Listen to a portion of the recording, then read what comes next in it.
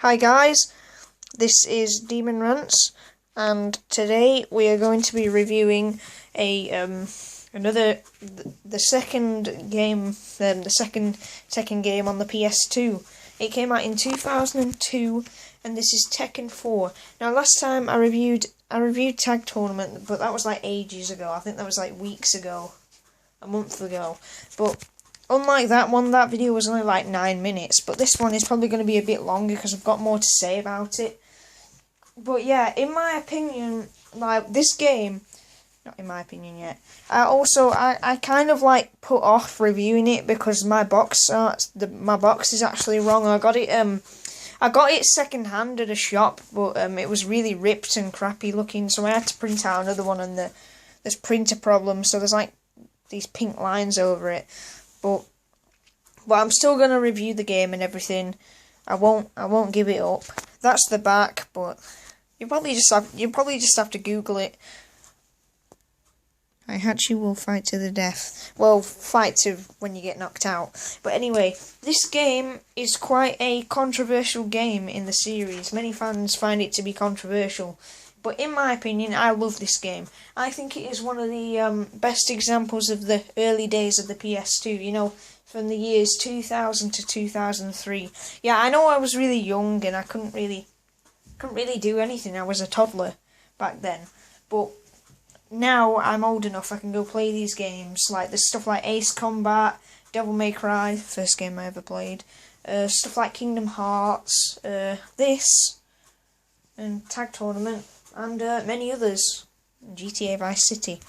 But yeah, this was one of the best examples of the early PS2, of how it was doing. But this game is the fourth canonical installment in the series. We're getting back to story-based stuff now, and this was the dramatic return of Kazuya Mishima.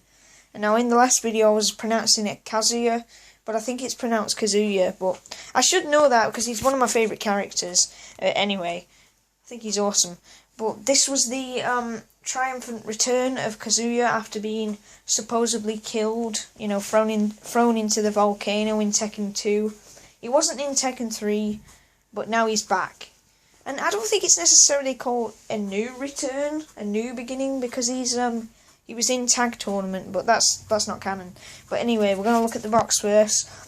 Again, I think this is an example of the PAL version being better than the NTSC version, because we have this hooded figure, who is actually Jin Kazama.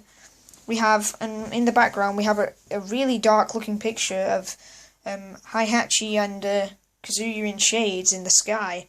Now, this picture, like, it really represents what's going to be in the game.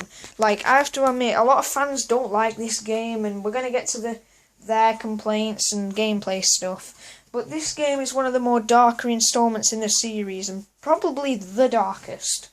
Especially there aren't really any kind of jokey endings. Like, Law's ending is kind of jokey, you know, because he beats up everybody in the restaurant, and Kuma, well, it's what you expect from Kuma, being silly and stuff. But Jin, Heihachi, and Kazuya's endings were really dark.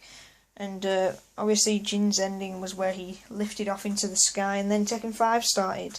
But yeah, no, I think the winner of this tournament was Heihachi, but I'm not really quite sure. I think it was really complicated. Like, you know, I think Kazuya won one of the rounds. Then him and Jin had a fight, but then Jin got the Devil Jin and then flew off. So Heihachi, I think, took the prize. So technically, I think he was the winner. I don't know how it goes. But anyway, there were some really good cutscenes in this game. Really good graphics. But now we're actually going to get to the gameplay and why people dislike this game. Now, this is probably the most ambitious in the series, because it added a lot of new things. Like in Tekken 3 added the sidestepping and stuff. What you had to do was you had to double tap up and down to go forwards and backwards.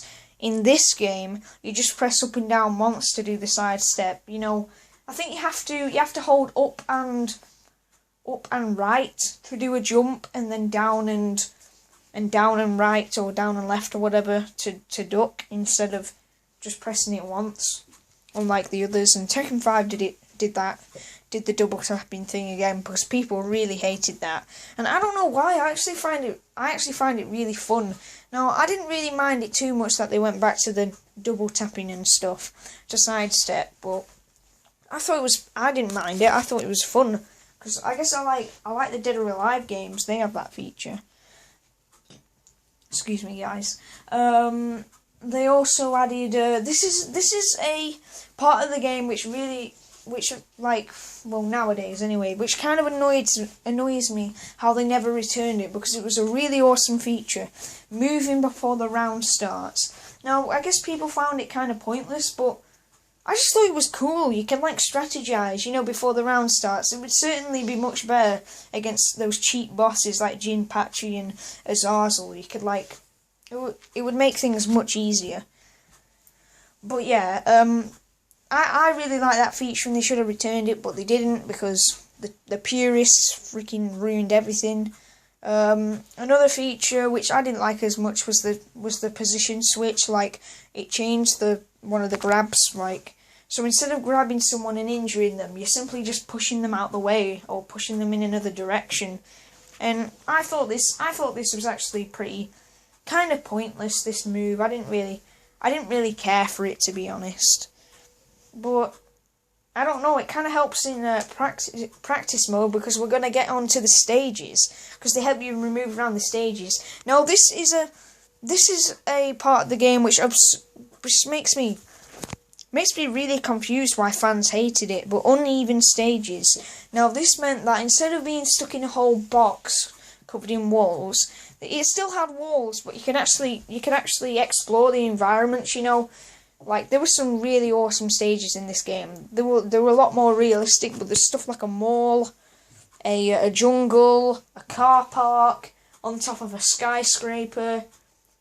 Just like ordinary places, and I really like that. I thought that was cool. And another praise of this game is the music. In my opinion, I think this game has the best music in the whole series. I know people like 3 the best for that, but it has the best sound in the series. It's it had a good mix of hard rock, metal, guitar riffs and stuff. But it had a mixture of calming, quite serious music, and at the same time some nice funky jazzy music as well to listen to. And I'm listening to this stuff non-stop. I love the music in this game. Really good. Namco did very well. I just wish the new ones weren't full of so much techno dubstep rubbish. But going back to cutscenes, they were actually really graphically good. The game was actually very graphically good. Graphically amazing for the time. The water in the jungle and in the mall, far better than the games that came out at the time. Vice City's water effects look really crappy, but this game made it look good, almost as good as Uncharted. But anyway, at the beginning I think this game has one of the best intros, and it's pretty much Heihachi calling the I don't know who they are, the G Corporation. So I don't know. The soldiers start running. Then we finally see Kazuya, rising from his grave. I don't know. But he's in the corridor and we see him in the CCTV and he starts beating the crap out of everybody. So awesome.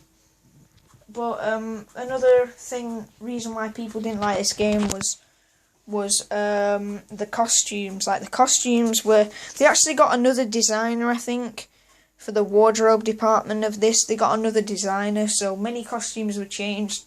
I like them. I liked Haorang's military outfit and his taekwondo outfit as well. Looks very similar to King of Fighters. Kuma's red t-shirt and shoes, which was just weird, but I liked it, and it's in Dark Resurrection for PS3 anyway.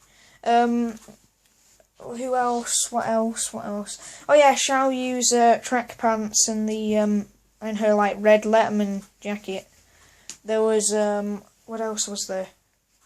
Steve had much longer shorts on. He had a Hawaiian shirt, and I don't know. There were just so many different weird costumes in this game, and after that, the purists obviously complained that they were actually being creative with their stuff, so they just returned to keep doing the stuff from Tekken 3, and now it's pretty much been like that since 5.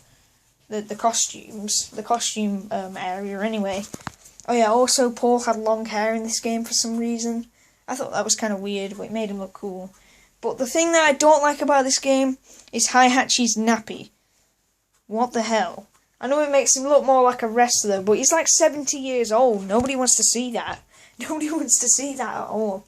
Oh yeah, also I forgot to mention, this and Tekken 1 are the only ones in the series to not have any kind of big, massive monster characters like Jinpachi and Azazel and stuff like that, and Devil Jin.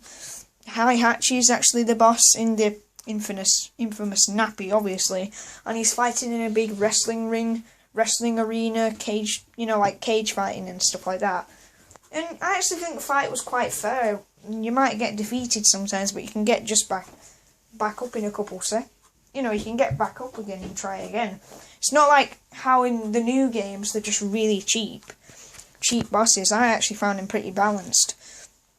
Also, talking about balancing, this is more of a sort of more if you're a fighting game Evo, well, Prodigy kind of, but the fans, well, I don't know what you call them, pro fighting game players didn't like this game because they found it unbalanced or something like that, because of all the new features added, so this is why they never had it in tournaments, but I didn't really care about that. Did I have fun with the game? Yes. So, yeah, I didn't see what the problem was, and in my opinion, I think this game has a really good versus mode. It's the type of game that even if your friend doesn't like the series, you can invite them over and have a good time playing it, because it's not too complicated and everything. So, yeah, I think I've pretty much got everything. Oh yeah, one of the complaints is that a lot of the characters didn't get returned, unfortunately. The only old characters that actually did return were Li Qiaolan, who's called Violet in this game because he wears his purple outfit. Who else is in it? Kazuya, obviously, because he rises from the dead, obviously. Yeah. And Martial Law returns, so Forrest gets thrown away this time and then gets replaced by Law again, who's grown a mustache as well. Very nice. But that's it. That's all your game from the old characters. Well, what I'm saying is the characters from Tekken 1 and 2. Like, we have all the Tekken 3 characters here, obviously. But yeah, that's about it. Like, it's not as many as Tag Tournament. Kind of a shame, but I think it had a reasonable sized roster. Also, I don't like how they didn't have a Jack robot in this game. Jack's one of my favourite characters, and it's kind of a shame they randomly didn't put him in. Good job he returned in Tekken 5 though.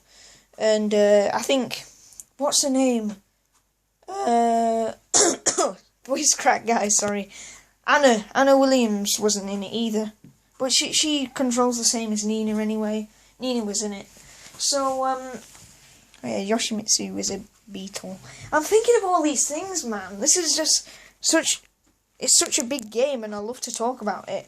But anyway, I don't know, this game isn't as cheap as Tag Tournament, but since this game hasn't come out on PSN, PS3, isn't on the PlayStation Store, you have to get it on PS2, sorry. And I guess because people didn't like it that much, they didn't put it on PlayStation Network. But critics liked it and everything, so it was an overall good game. I like this game. Next time we're going to talk about Tekken 5. Sorry it's been a lot longer, just I have a lot to say. But next time we're going to look at Tekken 5, which was the first game I ever played, in the series at least. So anyway, thank you and goodbye, and ignore the haters of this game, get it, because it is great. Thanks.